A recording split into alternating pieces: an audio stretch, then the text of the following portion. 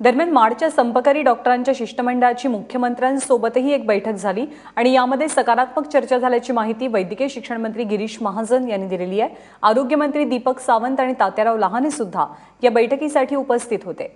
आज हायकोर्टामध्ये सुद्धा एक त्याची तारीख होती, त्याचं हिअरिंग झालं। माननीय कोर्टाने त्या ठिकाणी सांगितलंय की आज संध्याकाळपर्यंत तुम्ही त्या ठिकाणी रुजू व्हा।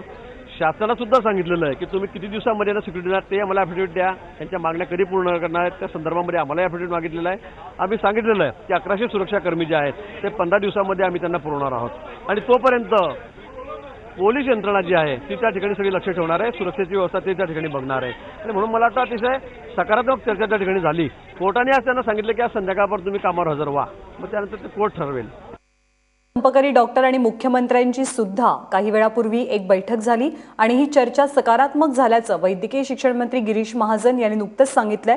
खरं तर हायकोर्टानं आदेश दिलेले आहेत की डॉक्टरांनी लवकरात लवकर आपल्या कामावरती रुजू व्हावं आणि तसं आश्वासन कोर्टात देऊन सुद्धा मुंबईतले संपकरी डॉक्टर मात्र अजूनही कामावर रुजू झालेले नाहीयेत। सरकारनं जी आश्वासनं दिलेली आहेत त्या सर्व आश्वासनांची लेखी प्रत जोवर आमच्या हातात पडत नाही तोवर आम्ही संप मागे घेणार नाही, आमचं आंदोलन किंबहुना मागे घेणार नाही, अशी भूमिका माडच्या डॉक्टरांनी घेतलेली आहे। आजचा चौथा दिवस आहे। सर्वात आधी धुळ्यात मारहाण झाली आणि त्यानंतर मुंबईत सुद्धा आणि डॉक्टरांना होणाऱ्या मारहाणीच्या निषेधार्थ हे आंदोलन पुकारण्यात आलंय।